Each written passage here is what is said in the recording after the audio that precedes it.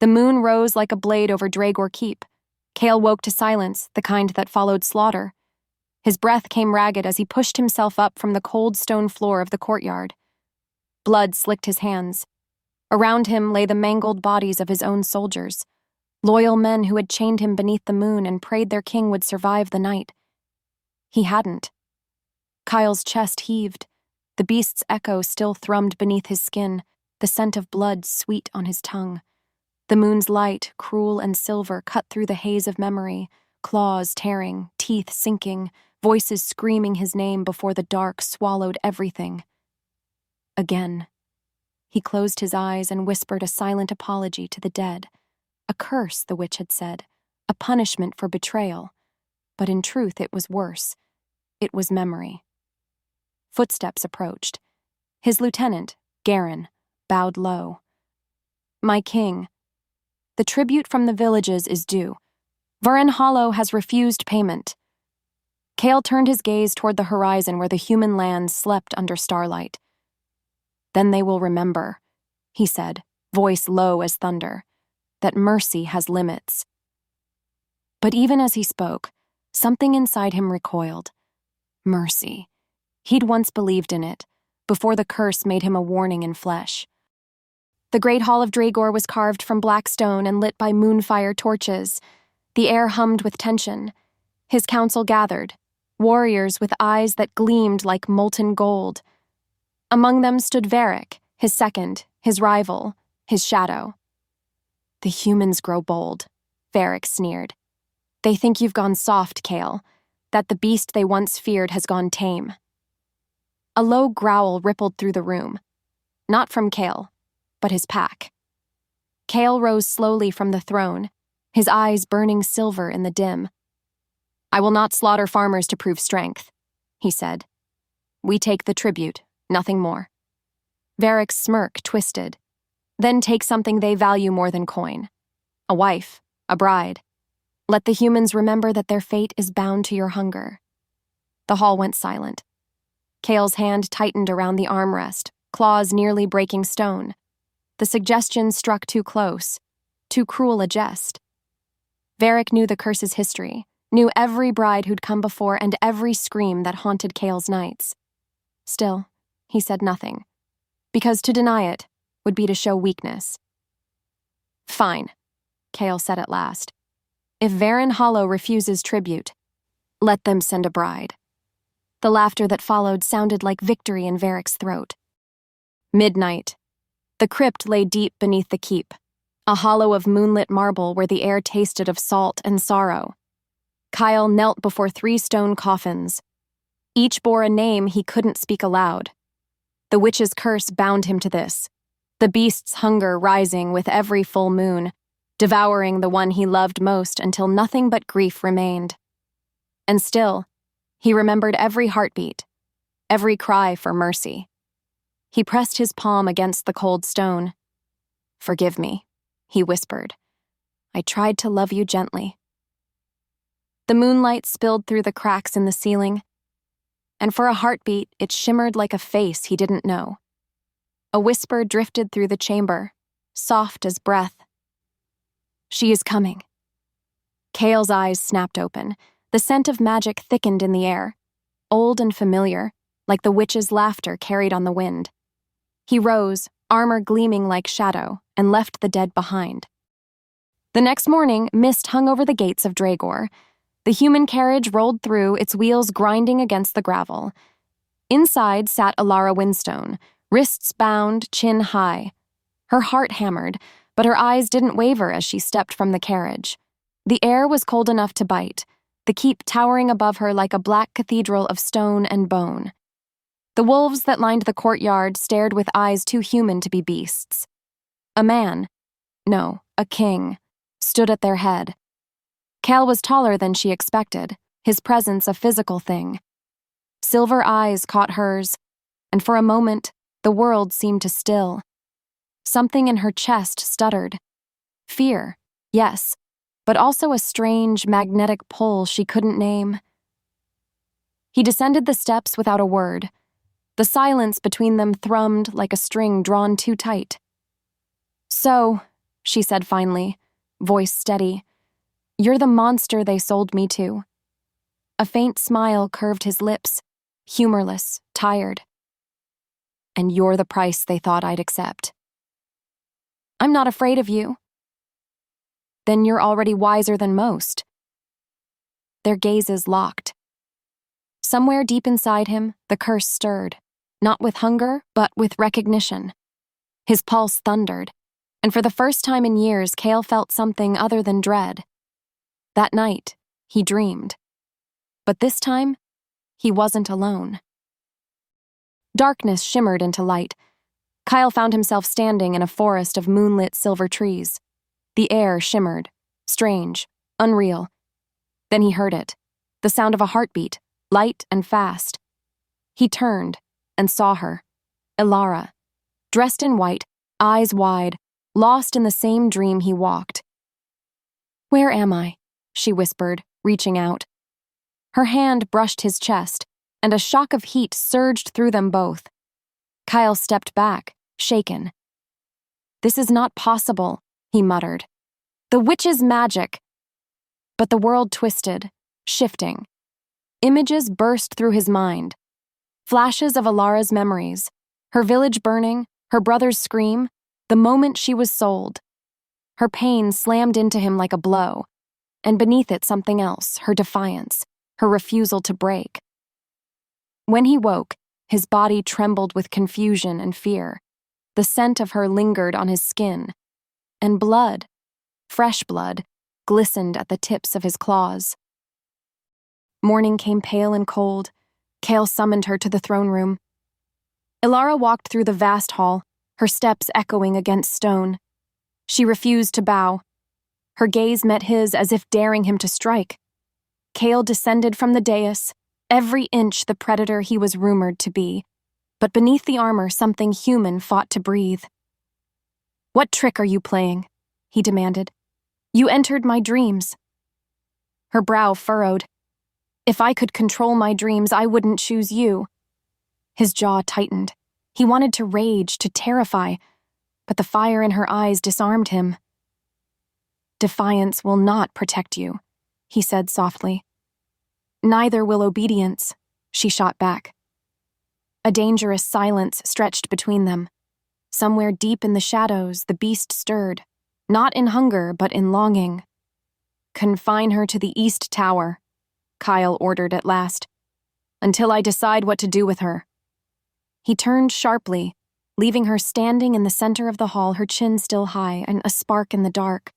But when night fell again, he found himself standing outside her door, drawn by the rhythm of her heartbeat, steady, unbroken, alive. In the training yard, Varric circled Kael with a smirk. The new bride defies you already. How long before she joins the others beneath the crypt?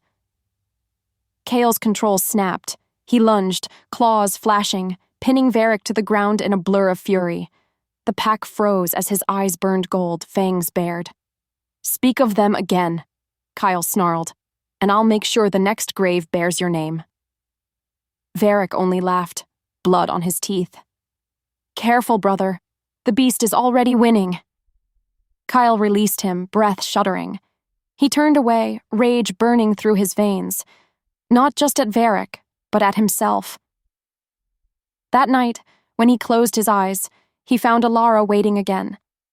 Her hand reached for him through the dreamlight. When her fingers brushed his cheek, the beast inside him purred. The moon rose again, pale and merciless. Kael stood at the edge of sleep, fighting it like an enemy. Yet the pull came stronger every night, dragging him back into that silver forest where moonlight and memory bled together. And there she was, Elara.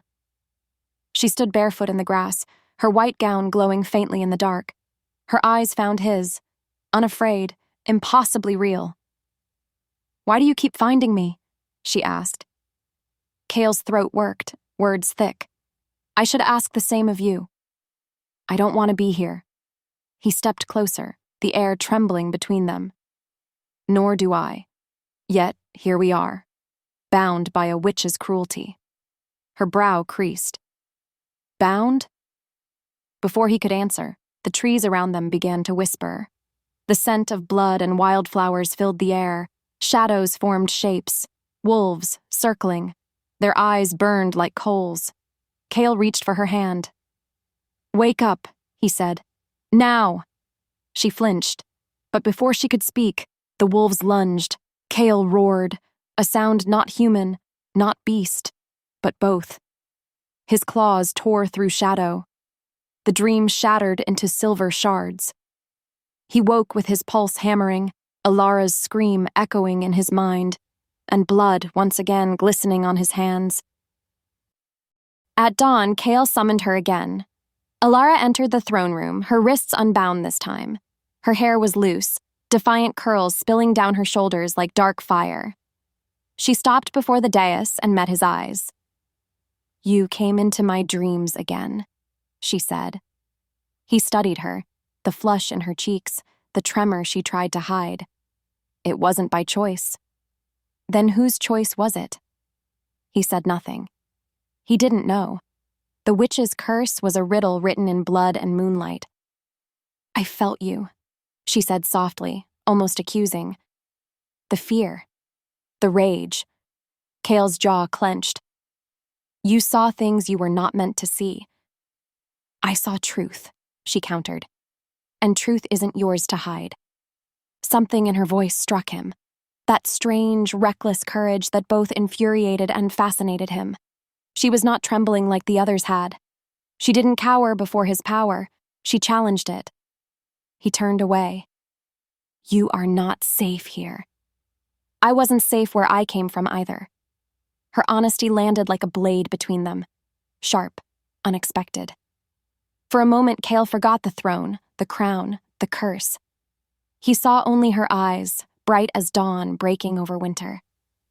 "Go," he said quietly, "before I forget myself."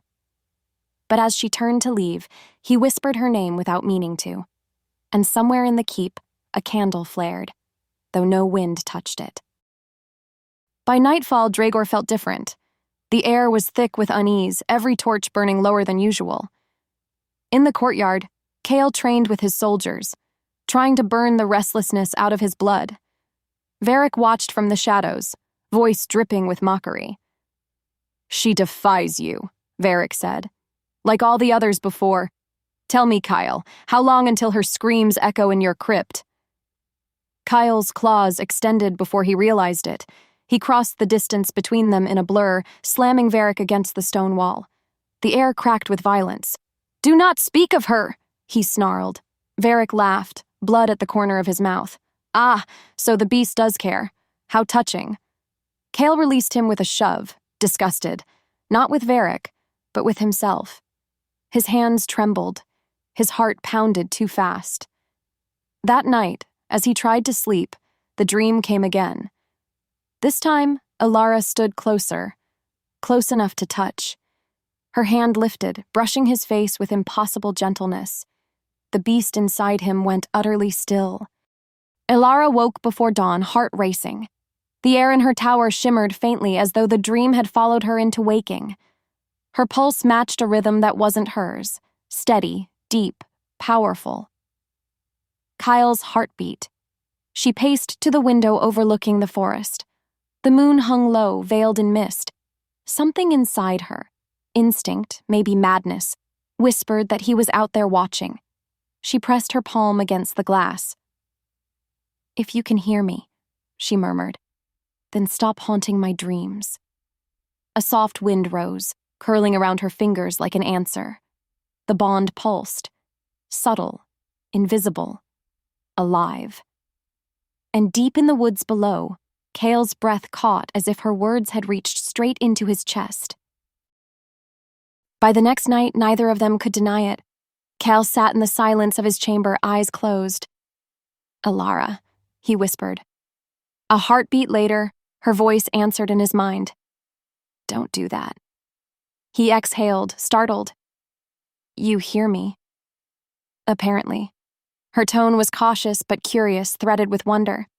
"This isn't possible," he said. "You've said that before."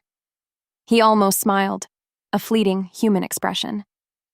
"You should be terrified." "I should be," she admitted. but I'm not. Through the bond, he felt it. Her defiance, her trembling courage, the faint scent of her hair carried through memory and magic alike. The connection wasn't just mental, it was soul deep.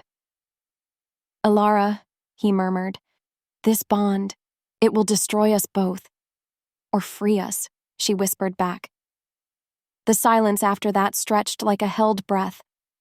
For the first time in centuries, Kael didn't know which he feared more. That night, the dream changed. Elara stood in a ruined hall, ancient, filled with moonlight and shadow. Voices echoed around her. A woman's voice, soft and aching, and Kael's, younger, colder. "Why?" the woman asked. "I gave you everything." Kael's voice answered, "You gave me chains." Then came the witch, her beauty terrible and bright. Her eyes glowed silver as she whispered her curse. "You will love again, my king, and every love will destroy you." Elara gasped. She turned and found Kael watching her from the edge of the dream, face pale as snow. "You saw it," he said quietly. She nodded. "You betrayed her." "She betrayed herself," he said, but the pain in his voice betrayed him. Elara stepped closer, her voice softening. "You've carried this alone for too long." He turned away. "Don't pity me, human. You don't understand what I am." "I think I'm starting to." For a moment, he looked at her as if she were something impossible, a sunrise in a place that had forgotten light. Then the world twisted again, a violent pulse through the bond. Kael cried out, clutching his chest. The witch's whisper filled the air. "Break the bond, or it will consume you both." Kael woke to find himself gasping, his power flaring uncontrolled. In her tower, miles away, Elara fell to her knees, choking on the same air. When dawn came, the keep was silent, save for the echo of 2 heartbeats, still beating as one. Morning light spilled across Dragor Keep, pale and reluctant. The castle seemed to breathe again, its stones warm for the first time in decades. Yet Kael felt no peace. The bond pulsed within him like a heartbeat that wasn't his. "Elara," he whispered again, testing the name on his lips. Her reply came softly, like a sigh carried on wind. "You're awake too." He froze. "You're in my head again." "You started it," she teased gently. Or maybe I did. Hard to tell anymore. Kael leaned back in his chair, staring at the fire. "This isn't how the curse works." Maybe the curse changed. He almost smiled. Almost. The sound of her voice soothed something raw inside him. And yet, beneath that calm, danger stirred. The beast within prowled restlessly, hungry for warmth it had no right to crave. "Elara," he murmured. "Do you feel it? This pull?" "Yes." Her voice trembled, not with fear, but with something deeper. He could feel her heartbeat racing through his veins. For a moment, the world narrowed, just breath, heartbeat, and the thread of magic binding them. When the connection faded, Kael's hand was still over his chest. And for the first time, he realized he didn't want the silence that followed. That night, the dream returned, but now she was the one seeing through his eyes. Elara stood in a field of silver ash. In front of her, or rather him, was the witch. Beautiful, terrible, heartbroken. Her hand reached for his face. "You were meant to rule beside me," she whispered, "but you feared what you could not control." Kael, the younger Kael, stepped back, his voice sharp. "You would have bound me." Her eyes softened. "No, I would have freed you." The memory blurred, shifting. Screams, fire, betrayal. The witch's curse unleashed like lightning under a bleeding moon. Then came silence, and Kael's scream echoing through eternity. Elara gasped, the vision shattering. She found herself standing beside him again, both of them trembling. He turned toward her, eyes burning gold. "You saw everything." "I didn't mean to." "Yes, you did," he said bitterly. You wanted to see, to understand, and now you do. She met his fury with calm. I understand pain when I see it. His breath caught. No one had ever said that to him before. Not without fear, not without judgment.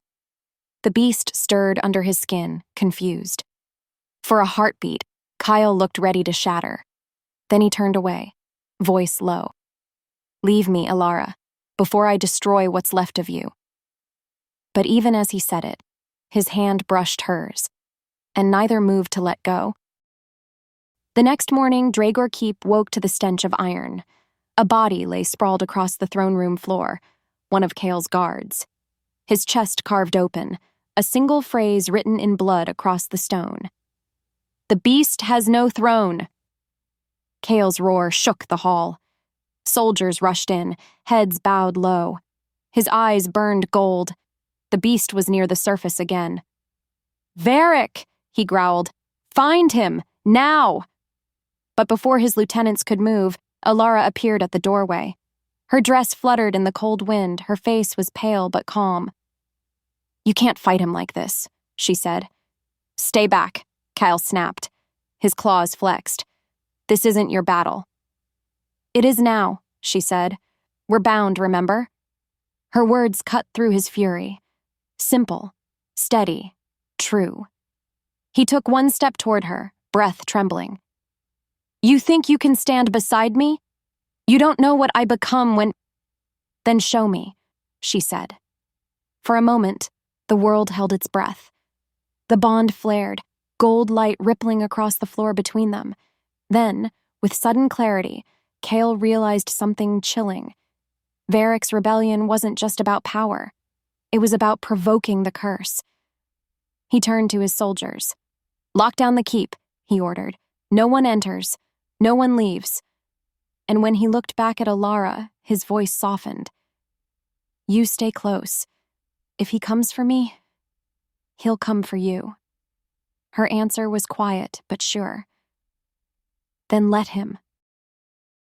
That night, Kael stood on the highest balcony, cloak stirring in the cold. The moon hung heavy, full enough to make his pulse quicken. He could feel the beast straining beneath his skin. Elara joined him silently, her presence grounding him. She stood beside him, the wind teasing her hair. You're shaking, she said.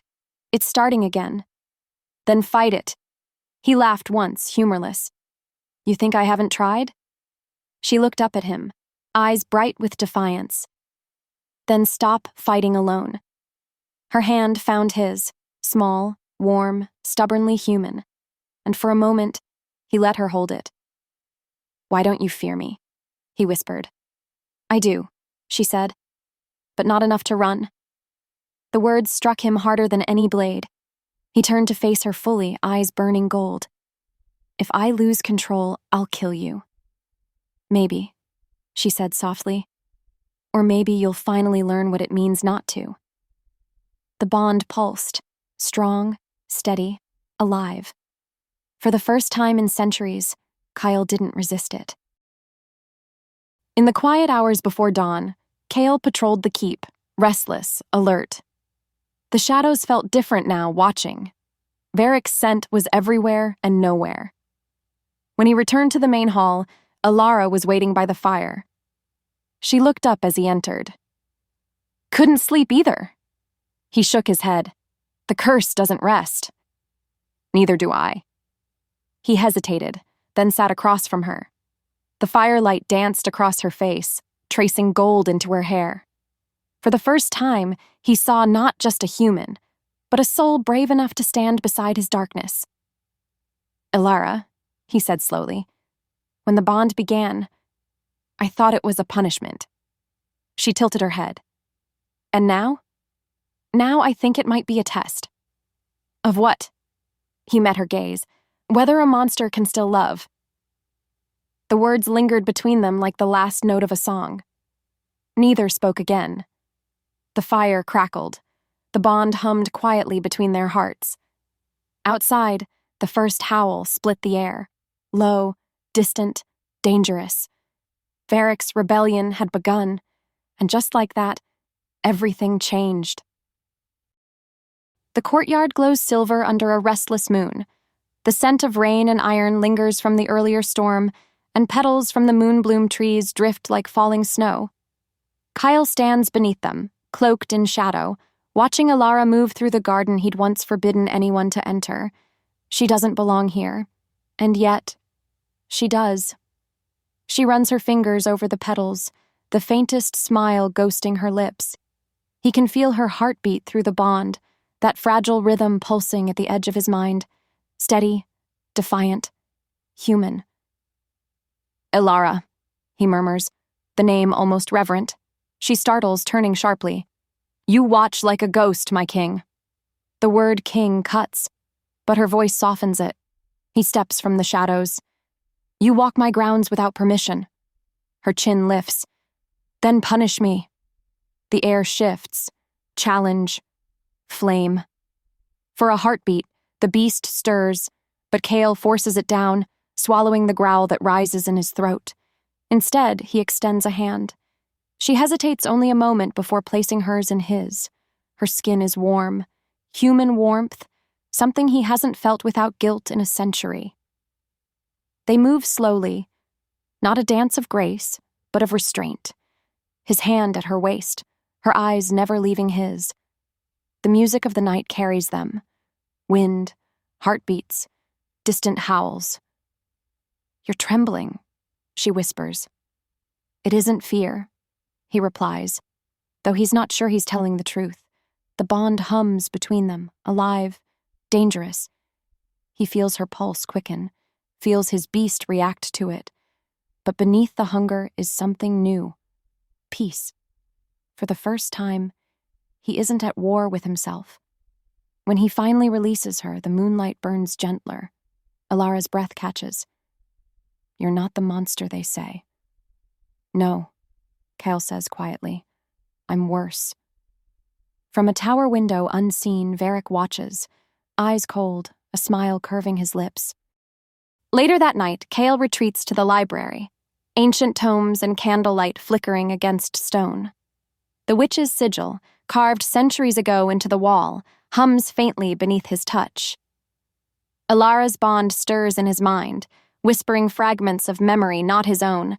A woman's laughter, a promise broken, blood under the full moon. Show me, he commands. The mark glows, and the memory unfolds like smoke.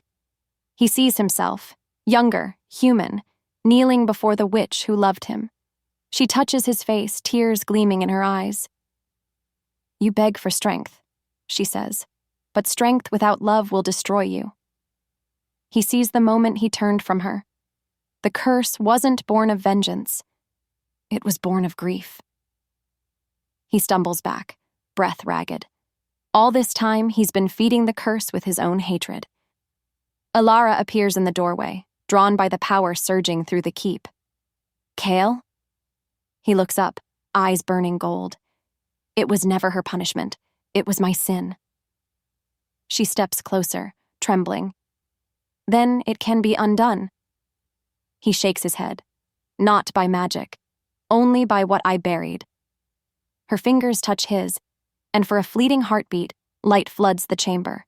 The curse flares, the beast snarls, and Kael collapses to his knees as the mark sears his skin. Kael! Elara cries, reaching for him. He grips her wrist, his voice breaking. Don't! It feeds on emotion, on me, on us. And still, she doesn't let go. Dawn brings silence and the kind that hides death. From the cliffs above Dragor Keep, black banners rise. Varric's army moves through the mist, steel glinting. Kael stands at the battlements, cloak billowing, eyes dark as thunder. Behind him, Elara stands in her white gown, the symbol of his bond faintly glowing at her throat. They come for your throne, she says. No, Kael answers, voice low. They come for my weakness. He turns to her, not the king or the beast, but the man caught between. When this begins, you run. I won't, she says, and the look in her eyes tells him she means it. Varric's horn sounds. The world erupts. Flames swallow the lower courtyard. Arrows streak across the dawn. Wolves charge under the banner of rebellion. Kael's own kind, turned against him.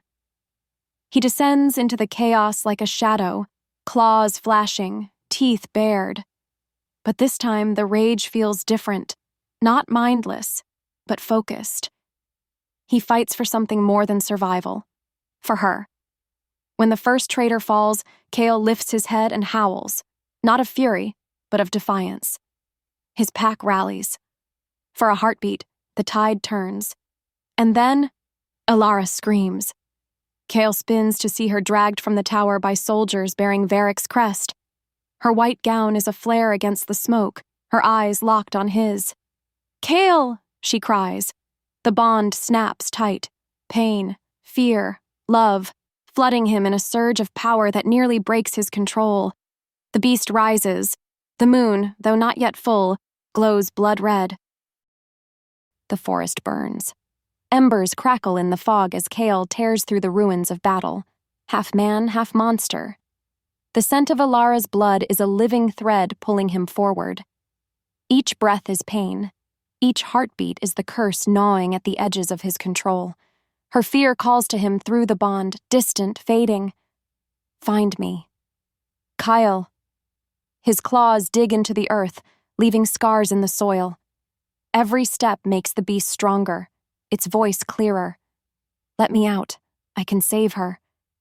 He stumbles into the clearing, blood on the leaves, shattered armor. Varric's soldiers lie torn apart.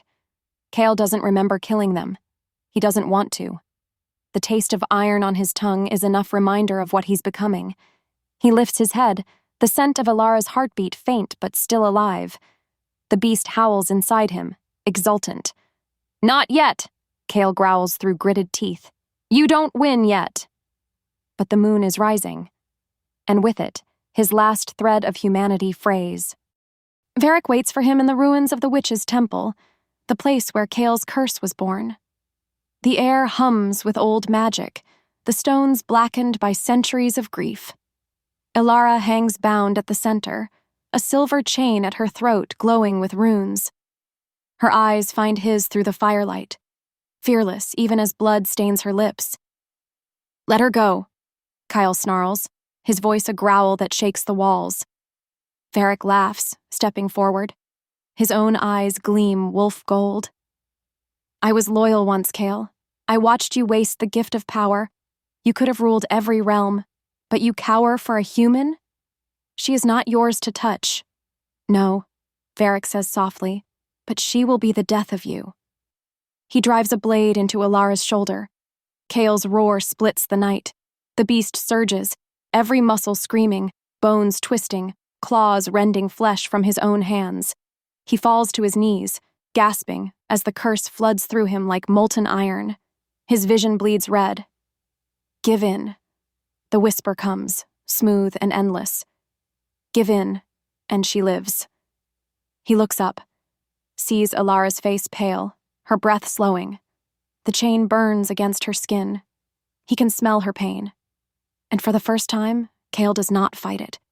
He offers himself. "Take me," he whispers to the curse. "Take everything." The mark on his chest ignites. The moon above turns blood red. Power floods him, ancient, wild, all-consuming. The beast roars free, and Kael's body becomes its vessel. Elara's scream echoes through the temple as his eyes turn molten gold, and then pure black. Darkness reigns. The beast moves through the temple like shadow incarnate, silent, unstoppable.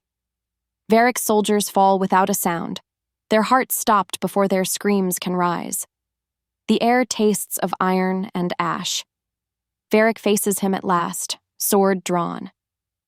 "What are you now?" he spits. "Man or monster?" The beast's voice rumbles, layered, inhuman. "Both." They clash, steel against claw, fury against fury. Varric fights with all his strength, but Kael is no longer bound by mortal limits. Each strike drives him backward until the beast pins him against the altar, claws pressing against his throat. Varric grins, bloodied. "Kill me then. Prove her right." Kael freezes. Her voice, Elara's voice cuts through the haze, soft but steady. Kael, come back. She stands, barely upright, one hand pressed to her wound. The silver chain still glows, but the bond burns brighter. Her eyes, his anchor. The beast hesitates, a growl rumbling low in its chest. Varric seizes the moment. He turns his blade, slashing toward Elara. Kael moves faster than thought, intercepts the blow, but the steel tears across her side. Her blood spills across his hands. And that breaks him. The beast howls, a sound of grief and fury so deep it shakes the earth. He crushes Varric's blade, lifts the traitor by the throat, and hurls him into the altar with a shattering crack. Stone splinters. Varric falls, still, broken, lifeless. Silence. Kael drops to his knees beside Elara, trembling. The beast's claws dissolve, leaving his hands slick with blood, hers and his own. His breath comes ragged. Elara, She touches his face with shaking fingers, eyes soft through the pain. You came back. He bows his head to her touch, voice breaking. No, I gave in. Her lips tremble into a faint smile. Then maybe giving in isn't losing. The blood moon burns above them, the final whisper of the curse curling through the air like smoke. Kael clutches her to him as the temple collapses, the last echo of Varric's rebellion dying with the dawn. The temple lies in ruins. Smoke coils through the shattered roof and moonlight pours in, crimson and cold. Kael kneels amid the wreckage, Elara limp in his arms. Her blood runs down his wrists, her heartbeat faint but still there. He should feel relief. Instead, the beast inside him rejoices. The air hums with power. Thick, electric, wrong. His reflection in the pool of blood beside him isn't human anymore. Eyes black as obsidian, fangs bared, veins glowing faintly with moonlight. You saved her, the curse whispers. Now finish what you began. Kael clutches his head, the voice clawing through his skull. No, no more. But the curse feeds on chaos. It surges again, and Kael feels his control slip, nails lengthening, breath quickening, that familiar hunger rising. His vision swims. When he looks down, his claws are already at Elara's throat. He freezes. The world narrows to that single, horrifying truth. He is the curse. With a roar of anguish, Kael throws himself backward, slamming against the broken altar.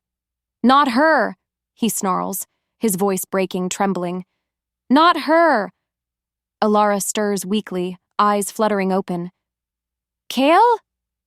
He cannot look at her. He crawls away, hands shaking, the beast howling inside him like a storm.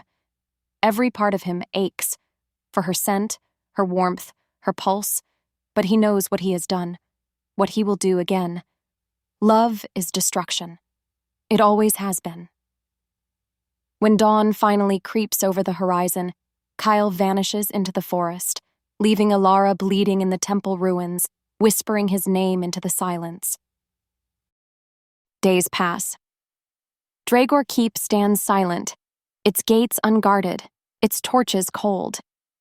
Kael sits on the throne, chains wrapped around his forearms, his body a patchwork of wounds that never heal. He ordered his pack away. Those who stayed, he killed when the beast awoke again. Now he is alone. The hall echoes with the faint hum of the curse, a heartbeat beneath stone. The crown lies discarded at his feet, rusted with dried blood. He has become the legend the world whispered about, the Devourer King. Every full moon, another part of him fades into the dark. Every sunrise, another memory of her tries to fade and fails. Sometimes he sees her in his dreams, sunlight on her hair, her laughter like rain. But the beast twists it into mockery, whispering, "She's gone because of you." Tonight, the moon rises full. He stares at it through the broken window, eyes hollow. The bond between them is silent, empty. He bows his head, whispering, "Let it end," and then, a voice in the darkness, "You can't end what was never broken." Kael freezes. That voice, soft, defiant, impossibly alive. He turns. Elara stands at the edge of the throne room, pale but breathing, a cloak of tattered white around her shoulders. Her eyes shine like moonlight on water. "Elara," his voice cracks. "You should have run." "I did," she says softly, stepping closer. "But you're my way home." The chains groan as he shifts. "You don't understand what I've become." "I do." Her gaze doesn't waver. "I saw it. I felt it. The curse, the beast, the grief. You think it owns you, but it's made of you." Kael's breath shudders. "You don't know what you're saying." She smiles faintly. "Then let me show you." The bond between them sparks to life, faint at first, then stronger, a pulse echoing through his chest. Elara steps closer, until she's within reach of his chains. Kael jerks back, eyes flashing gold. "Don't." But she doesn't stop. She reaches out, her hand trembling, and presses it to his chest over the mark that binds the curse. A surge of power explodes through the room. The chains rattle. The mark burns white-hot, searing through his flesh. Kael screams, falling forward, clawing at the stone. The beast roars inside him, wild and furious. "She will destroy you. You cannot be loved. You are the curse." Elara doesn't move. Tears streak her cheeks, but her voice doesn't falter. "No, you were never the curse, Kael. You were just a man who couldn't forgive himself." The beast's power lashes out, black tendrils of magic wrapping around her wrist, pulling her toward him. But she holds firm, eyes locked on his. "Forgive yourself," she whispers, voice breaking. "Please." Kael looks up through the haze, sees her face, trembling and fierce, love shining through the pain. And in that moment, he lets go. The magic shatters. The chains fall away. The curse screams one last time, a sound that tears through every wall, every shadow, before dissolving into light. When silence falls, Kael is on his knees, trembling. The mark on his chest fades from black to silver. He lifts his gaze, and Elara is still there, hand against his heart, tears on her face. She smiles softly through her exhaustion. "Told you," she whispers. "You're not the monster." He catches her hand, pressing it to his cheek. His voice is a hoarse whisper. "Then what am I?" Her answer is a breath of warmth. A man who finally remembered how to love. And as the first light of dawn spills into the hall, the curse's last echo dies, leaving only the two of them together amid the ruins of what was. The night air trembles. Kael stands at the threshold of the broken throne room, moonlight washing over his bare shoulders. The silver mark across his chest, once the curse's brand, now glows faintly, alive but no longer burning. Behind him, Elara stirs. Her voice is soft, hoarse from exhaustion. "Kael, the mark." "It changed," he says quietly, tracing the faint shimmer. "It's no longer a wound. It's a promise." Elara steps closer, her hand brushing his. "Then maybe it's not finished yet." He turns to face her, eyes weary but softer than they've ever been. "You should hate me for what I did." "I tried," she admits with a small, trembling smile. "It didn't take." For a long moment, neither speaks. The world outside hums with quiet, the forest holding its breath, the moon bright and watchful overhead. And then Kael lifts his gaze, something new burning there. Not guilt, but resolve. "The curse broke because I let go," he murmurs.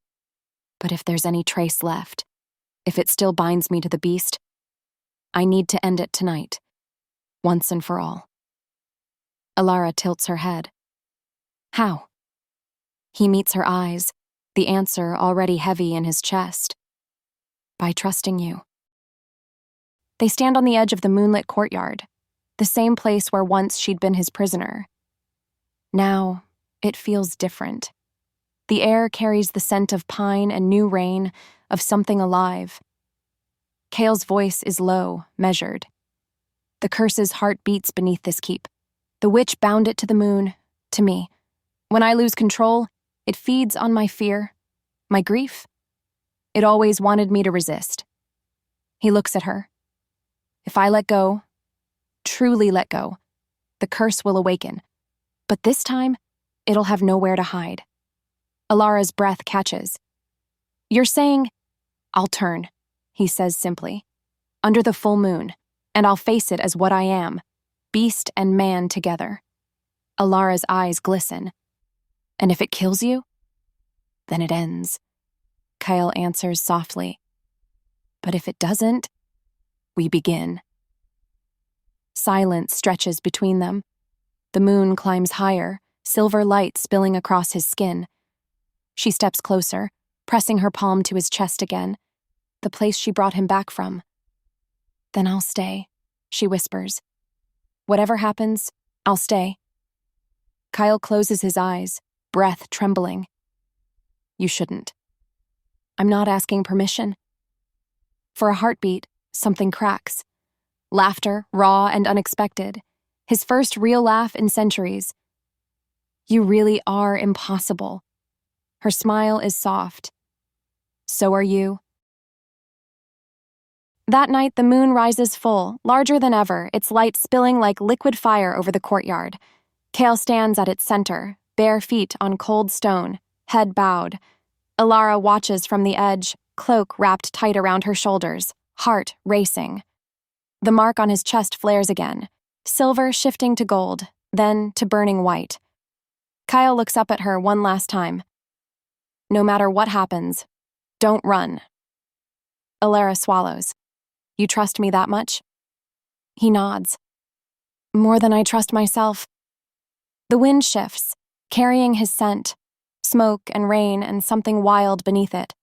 Elara grips the edge of her cloak, whispering, then I won't move. Kael's body tenses. The first wave hits, a tremor through his veins. He gasps, dropping to one knee as his bones begin to shift, the air crackling with energy. The curse resists, fighting to take him again. Pain lances through him. He throws back his head, a growl tearing free. Low, guttural, primal. Elara steps forward despite the danger, her voice steady. Kael! Look at me! His eyes snap open, glowing gold flickering between human and wolf. I can't control. Yes, you can, she cries. You're not fighting it this time, remember? Let it come! The words strike something deep. Kael closes his eyes and surrenders. The sound that follows shakes the mountains. His body shifts fully now, fur rippling across his skin, claws sinking into the stone. The air shimmers with ancient power, and for a heartbeat, Elara swears she sees both, the man and the wolf, layered atop each other, bound by light. The beast stands before her, massive, magnificent, eyes glowing like twin suns. For a long moment, neither moves. Then Kael, or what's left of him, lowers his head, nostrils flaring, breath hot against her face. Elara lifts her hand, slow, trembling, and touches his muzzle. The bond between them pulses. Gold light surges through the courtyard, wind whipping around them. The curse's voice howls in protest. He is mine, he will always be mine. Before fracturing into silence, Elara whispers, no, he was never yours. The beast's chest heaves, then it bows. Kael's body glows from within, fur dissolving into light until all that remains is him, human, trembling, eyes wet with relief. Elara catches him before he falls. His voice is barely a whisper. It's done. She smiles through her tears. It's only beginning. And as dawn's first light touches the horizon, the mark on his chest fades completely, leaving only skin and the faint warmth of her hand. The castle breathes again. Where once it was stone and shadow, it now hums with soft light. Ivy creeps through the cracks in the walls, the faint shimmer of dew painting everything new. Elara stands on the balcony overlooking the forest, the first rays of sunlight catching her hair. The silence feels strange, not heavy, but alive. Behind her, footsteps approach. Bare, hesitant. Kael. He looks different now, lighter somehow. The silver streak in his hair gleams brighter under the sun, his eyes a deeper gold than before. But it's the way he moves that makes her heart catch. No longer burdened, no longer afraid. She turns, smiling faintly. You should be resting. I tried, he murmurs, voice still rough but calm. The silence kept me awake. Elara tilts her head, teasing. You're not used to peace, are you? Kael's lips curve. Not when it feels this fragile. He joins her at the railing, their hands brushing, a small, ordinary thing that feels sacred after everything. For a while, neither speaks. Then he says quietly, When I was cursed, I thought the world would be better without me, that I was punishment walking. She studies his profile, the scar that remains across his jaw, the one mark the curse couldn't erase. And now? Kael exhales slowly. Now I think I was just waiting for someone to remind me what I was fighting for. Her voice softens. And did I? He looks at her fully then, eyes steady, golden, fierce. You didn't remind me, Elara. You showed me. The words hang between them, the kind that change everything without needing to say more. Later that morning, they walk through the courtyard together. The bodies of the rebellion have been cleared, the broken stones replaced. Villagers have come to see what remains of the cursed king's keep, expecting ruin, finding life instead. Elara feels their stares, the whispers. That's her, the girl who broke the curse. Kael notices her discomfort and takes her hand, grounding her. They'll learn, he murmurs. Fear doesn't fade in a day. I'm not sure it ever does, she admits. He glances at her. You're afraid? Not of you? She pauses. Of what comes next. He stops walking, turning to face her. Then we decide what that is. Her brow furrows. You mean... Kael gestures toward the forest beyond the walls. We don't have to stay here. This kingdom, this throne. It's soaked in blood. We could go. Start somewhere new. Elara studies the forest. The sunlight filtering through leaves. The promise of something untamed and free. But then she looks back at the people. The villagers watching from a distance. Uncertain, but hopeful. You could leave, she says softly. But they can't. Kael's eyes meet hers. And you? He asks. Would you stay for them? I'd stay for you, she answers. And for the world you could build if you forgave yourself. The silence that follows feels like a heartbeat. Then Kael nods, once, a quiet, resolute motion. Then we stay, he says. Not as ruler and tribute, as something new. Weeks pass. The moon wanes, then disappears entirely. For the first time in centuries, the night is truly dark. And Kael does not change. Elara finds him in the garden one evening, tending the roses that had withered long ago. They bloom again now, pale silver under the starlight. He glances up when she approaches, dirt on his hands, a faint smile on his lips. You were right, he says. The curse is gone. She kneels beside him, brushing soil from his fingers. So what happens when the moon rises again? He leans closer, his voice barely above a whisper. Then I'll choose you again, every time. Her breath catches, not from surprise, but from the simple, undeniable truth of it. For a long while they sit in silence, the sound of the night wrapping around them. Somewhere in the distance, wolves howl, not in pain or rage, but as if welcoming something back to the wild. Kael tilts his head, listening. They sound different. Elara smiles softly. Maybe they finally recognize their king. The final dawn comes golden and warm. Elara stands in the courtyard again, this time dressed not as a sacrifice, not as a prisoner, but as herself. Kael approaches from behind, wrapping his arms around her waist, his chin resting lightly on her shoulder.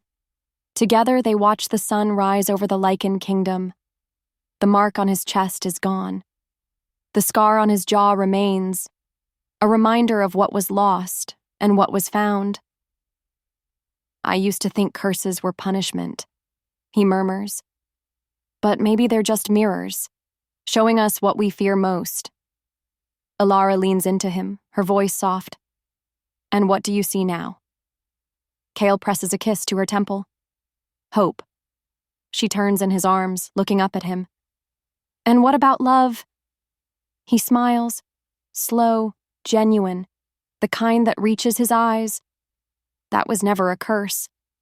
The first light of dawn spills over them, warm and endless. And somewhere in the forest, the wolves howl again, not mourning, but singing. It is spring again. The forests around Dragor Keep hum with life, wildflowers rising from soil once soaked in blood, rivers running clear where mist used to linger. The night no longer hides monsters. It hums softly, alive with quiet things. The moon is full tonight, pale and bright as polished bone. But it no longer burns. It blesses. Elara walks the garden paths alone, the hem of her gown whispering through dew. Her hair glows silver in the moonlight, her hands tracing along the roses Kael planted. The air smells of new growth, of the first warm rain of the season. She feels him before she hears him. A ripple in the air, the subtle shift in her pulse. Then, footsteps. Kael steps into the moonlight, his hair tousled, his shirt undone at the throat. He looks softer now, still powerful, still regal, but no longer burdened. The beast that once crouched in his shadow now lives quietly behind his eyes, part of him instead of his curse. He stops when he reaches her, voice low. Couldn't sleep? She smiles without turning. You still feel it, don't you? The moon. He moves closer, the warmth of him chasing away the cool night air. Every time it rises, he admits. But it's different now, like it's listening instead of commanding. Elara turns to face him. Maybe it always was. You just never stopped long enough to hear it. A quiet laugh escapes him, genuine, full. He reaches for her hand, fingers brushing over her pulse. You make everything sound so simple. And you make everything sound impossible, she teases. He grins, pulling her gently against him. And yet, here we are. They stand beneath the moon, neither king nor curse, neither tribute nor prisoner, just two souls who found peace where there was once pain. Kael's thumb grazes her cheek. Do you ever wonder, he murmurs, if the curse was meant to bring us together? Elara tilts her head, eyes bright. No, she says softly. We did that ourselves. The wind stirs around them, carrying the faint echo of wolves howling far off in the hills. It sounds like laughter this time. Kael lowers his forehead to hers. You were never meant to be mine, he whispers. Elara smiles, small, knowing. And yet, I am. He kisses her then, slow, reverent, the kind of kiss that feels like both promise and home. When they part, the moon hangs high above them, silver and whole, casting its light across the keep. The curse is broken. The king is redeemed. The girl who was sold now stands beside him, equal, eternal, free. And when the wolves sing to the night, their voices carry a single truth into the wind. Love, once feared, has become the kingdom's greatest strength. The end. The moonlight no longer burns, it blesses.